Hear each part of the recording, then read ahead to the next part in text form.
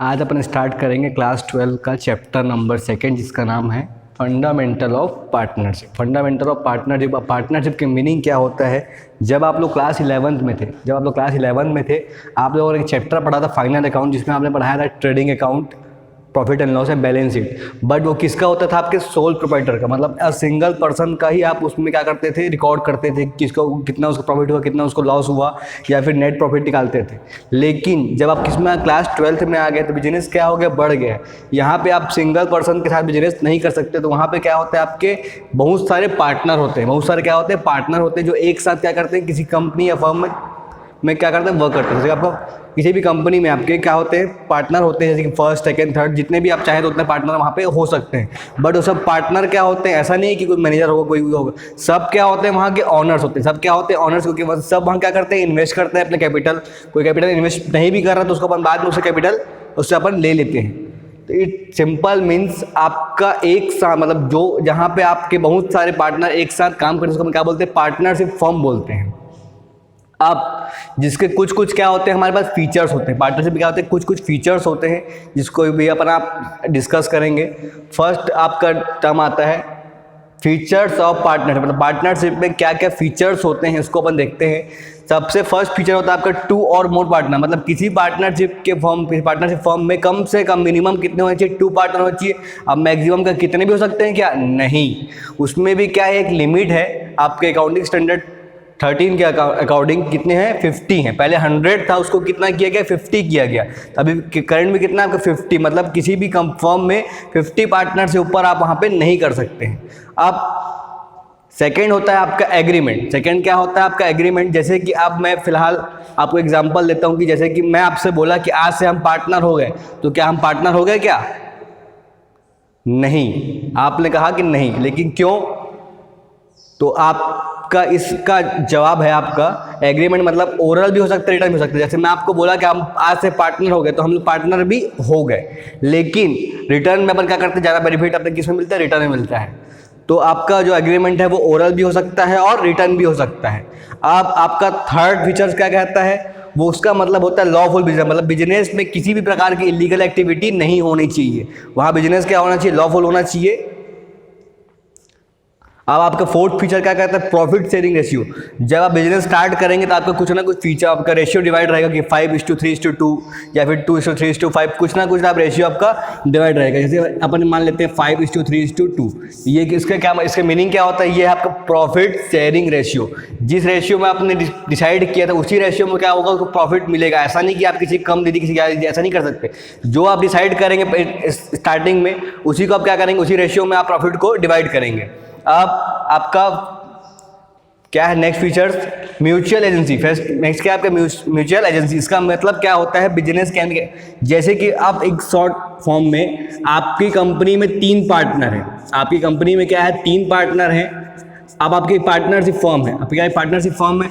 अब किसी एक पर्सन क्या हो गया? अब तबीयत खराब हो गई, सडनली उसने फ़ोन किया कि मैं आज ऑफिस नहीं आ पाऊंगा, तो जो इसका काम है, इसका जो काम है वो कौन करेगा?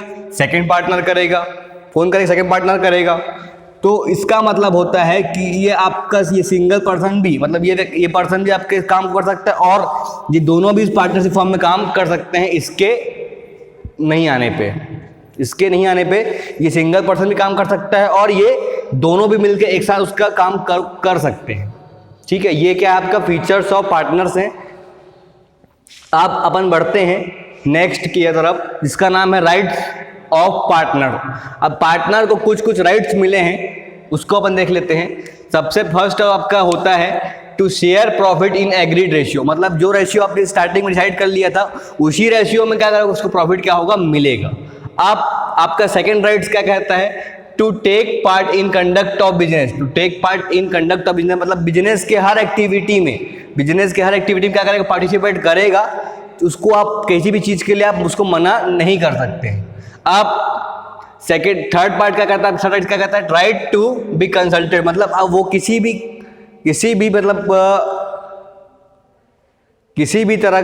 भी प्रकार से वो अपने एडवाइस, मतलब कंसल्ट कर सकता है कि यहाँ पे ये काम होना चाहिए, और उसको आप उस एडवाइस को आप वहाँ पे मना नहीं कर सकते हैं।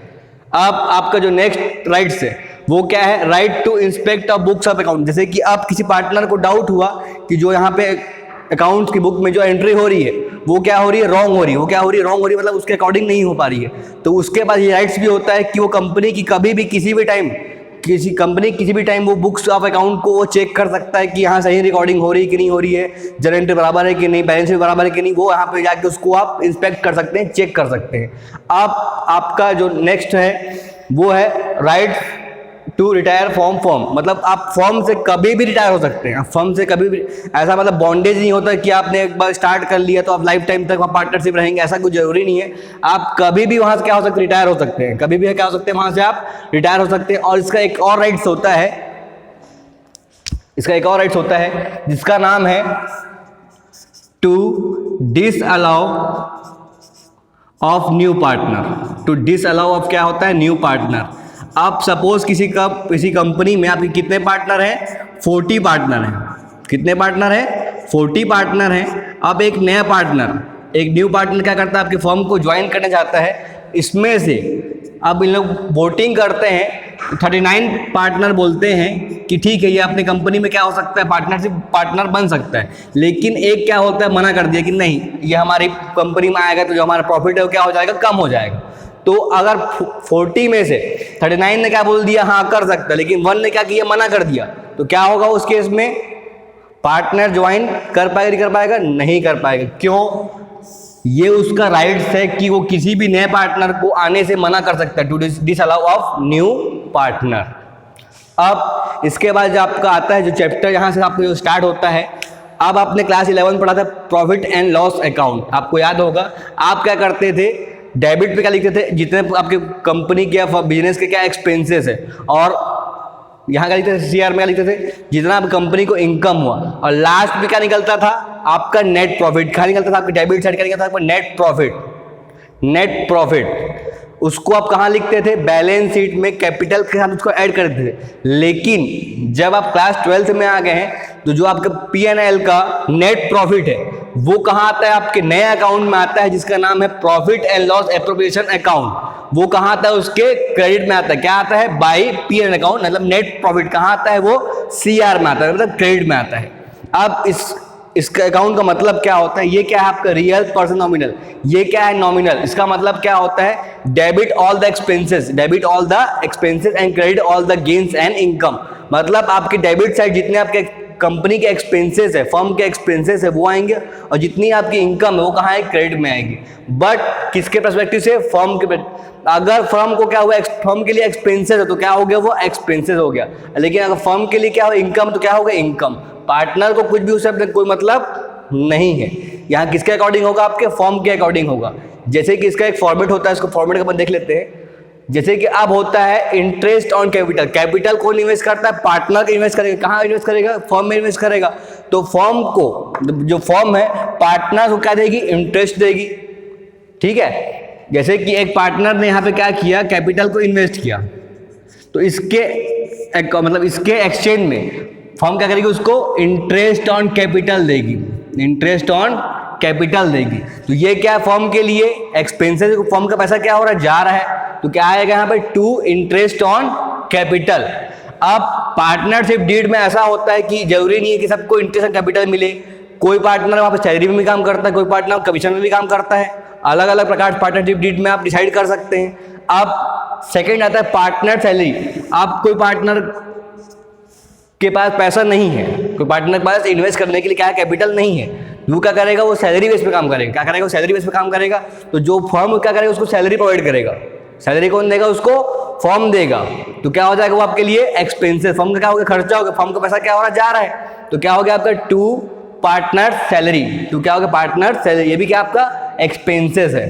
आप कोई पार्टनर बहुत अच्छा सेल करता है, मतलब बहुत अच्छा बिजनेस कर लेता है, तो उसको अपन क्या करेंगे, कमीशन देंगे। क्या करेंगे, उसको अपन कमीशन देंगे। वो भी क्या है, एक्सपेंसेस है, क्योंकि हमारा पैसा क्या हो रहा, जा रहा है। तो क्या हो गया, टू पार्टनर्स कमीशन अकाउंट। अब हमने क्या किया, कुछ मतलब अपने कैपिटल में से कुछ अमाउंट को रिजर्व के रूप में अपने क्या किया, अलग से रख दिया उसको। जैसे कि अब एक रिजर्व मतलब क्या होता है, WCR वर्कमैन कंपल्सरी रिजर्व के रूप में रख दिया कि किसी पार्टनर की मतलब किसी अपने लेबर को कुछ हो गया तो उसको अपन क्या करेंगे, कंपनसेट करेंगे, उसको अपन पेमेंट करेंगे। तो उसके लिए आपने क्या किया, अलग से उसको रिजर्व बना के उसको पैसे को रख दिया। तो ये भी फिलहाल के खर्चा हो गया, तो रिजर्व के रूप में रखा गया। अपने पास तो करंट में भी है नहीं। अब इधर क्या आता है आपका इनकम, इधर क्या आती है आपकी इनकम, तो by P&L account net profit, जो आपके सवाल बुक आपके सवाल में लिखा रहेगा P&L नेट प्रॉफिट आपके क्वेश्चन में दिया रहेगा। उसके बाद पार्टनर क्या करेगा, विड्रॉल करेगा। पार्टनर क्या करेगा, यहाँ से फर्म से विड्रॉल करेगा। क्या विड्रॉल करेगा, ड्रॉइंग विड्रॉल करेगा।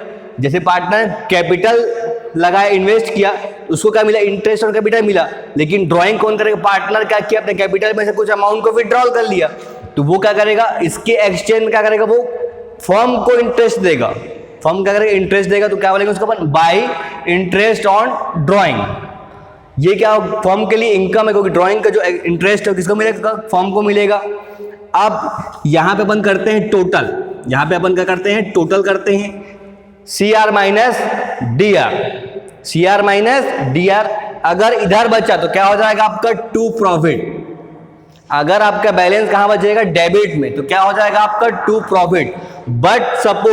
बट सपोज किसी कंडीशन में आपको क्या हो गया, लॉस हो गया। बट सपोज किसी कंडीशन क्या हो गया, आपको लॉस हो गया, तो आप लॉस को इस अकाउंट में शो नहीं करेंगे।